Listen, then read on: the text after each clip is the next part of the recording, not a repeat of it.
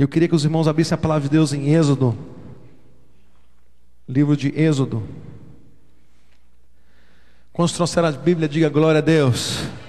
Diga para o seu irmão, amado, a Bíblia é uma bênção. Você sabia disso? A Bíblia é uma bênção.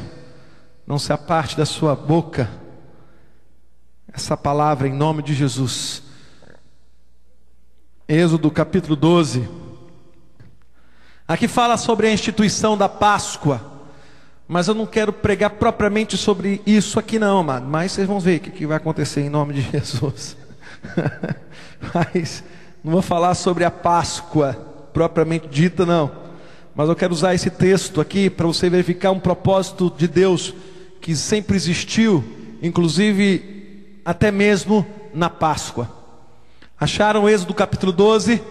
Êxodo é fácil, né, amado? Graças a Deus por isso, amém? Glória a Deus. Versículo 1, 2 e 3 que nós vamos ler. Disse o Senhor a Moisés e a Arão na terra do Egito: este mês será o principal dos meses, será o primeiro mês do ano. Falai a toda a congregação de Israel, dizendo: aos 10 deste mês, cada um tomará para si um cordeiro, segundo a casa dos teus pais, a casa dos pais. E ele complementa dizendo: um cordeiro para cada família. Espírito Santo de Deus, obrigado por essa noite maravilhosa, onde já fomos tocados de uma forma assim tremenda, Senhor, com essa coreografia, com louvor. Deus, obrigado, Pai, por essa igreja. Que essa igreja continue se levantando com poder e glória, glorificando o Teu nome, exaltando o Teu nome, em nome de Jesus, Senhor. E que essa palavra venha gerar vida no nosso coração, venha cair no nosso coração e venha frutificar, Pai, em nome de Jesus. Amamos a Tua palavra e queremos mais dela, queremos mais, Senhor, cada vez mais, em nome de Jesus. Por isso eu quero ministrar sobre todos os Teus filhos, todos aqueles que vieram aqui nesta noite, Senhor, espírito de sabedoria e de revelação no nome de Jesus. Você pode ministrar para o seu irmão com amor e carinho. Olha, eu ministro sobre a sua vida espírito de sabedoria e de revelação. E complementa dizendo: sai burrice, sai, larga dele, larga dele, larga dele, em nome de Jesus, amém? Sabedoria e revelação, glória a Deus, louvado seja o nome do Senhor. Deus sempre teve um propósito, amados. Deus teve um propósito, sempre teve um propósito depois que criou a família. Na verdade, quando você olha a criação, você vê que Deus criou coisas tremendas. E que no sexto dia Ele criou o quê? Captei a vossa mensagem, amado guru. Criou o homem, criou a humanidade. Mas se você olhar assim, amado, Deus criou o homem, mas diz a palavra do Senhor que depois que Ele criou Adão, Ele disse: não é bom que o homem seja só.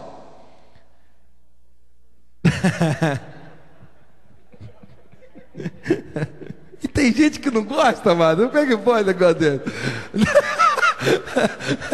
Não é bom que o homem esteja só. Diz a palavra que tudo que Ele criou, Ele chegava a uma conclusão: é bom, isso aqui está arrebentando. Só que chegou quando criou o homem, somente Adão. Ele parou, olhou assim, se achou Adão muito sozinho e disse: não é bom que o homem esteja só. E Ele criou uma auxiliadora idônea. Amém, amadas? Amém, mulheres de Deus? Então quando você vê a criação de Deus, amados, você vai vendo assim de uma forma muito tremenda que o grande final da criação de Deus foi a humanidade. As mulheres podem puxar a sardinha para o lado dela, falando que não, mas a criação final mesmo foi as mulheres, né? A criação foi que fechou ali. Mas na verdade, amados, eu estava orando hoje, meditando, pensando que o grande finale da criação de Deus, na verdade, foi a família. Porque depois que Ele criou a mulher, amado, na verdade, Ele criou e fundou a família. Que coisa tremenda, né, amados? Ele criou o homem, descobriu que o homem sozinho ia fazer besteira. Não, esse cara sozinho não vai dar muito certo não. Não é muito bom não. Vamos criar uma auxiliadora idônea. Mas tem que ser idônea, viu, amadas? Idônea. Idônea significa capacitada para aquela finalidade. Alguém que vai estar do lado.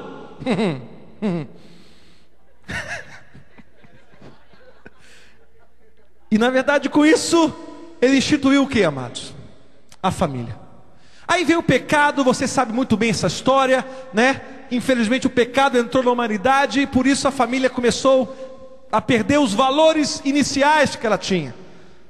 Essa que é a verdade. Mas Deus, através da sua sabedoria, começou a levantar um homem na antiguidade passada, e ele começa novamente a restaurar a bênção sobre essa família. Diz a palavra de Deus lá em Gênesis capítulo 12, um texto que você não precisa ler, mas diz o seguinte, quando ele fala sobre o chamamento de Abraão, que na época se chamava Abrão ainda, e disse para ele: abençoarei os que te abençoarem e amaldiçoarei os que te amaldiçoarem, em ti serão benditas todas as famílias da terra. Fala assim para o seu irmão: amado, Deus sempre quis abençoar a sua casa, Deus sempre quis abençoar a sua família, sempre foi sonho de Deus abençoar a sua família, sempre foi sonho de Deus abençoar a sua família. Quantos podem dizer glória a Deus? Quantos podem dizer aleluia? Quantos podem aplaudir ao Senhor? Sempre foi sonho de Deus abençoar nossas casas, amados. Só que ainda existia essa coisa do pecado, querido. Existia essa coisa do pecado. E você observa que apesar de Deus começar a fazer um plano tremendo, mesmo aquelas pessoas que eram do Senhor, mesmo aqueles homens conhecidos como homens de Deus, né? A missionária Lia lembrou de alguns aqui. Mesmo aqueles homens que eram homens de Deus tinham problemas às vezes nas suas casas. Como é que pode isso? Que bênção é essa? Que na hora H parece que não funciona. A gente pode pensar e olhar na Bíblia, porque quando eu falo de gente que não conhece a Deus, de gente que não conhece a palavra, é uma coisa. Mas eu estou falando de gente que conhece a Bíblia, de gente que na verdade, vamos dizer assim, na antiguidade já era do Senhor. Exemplo disso, a casa de Moisés.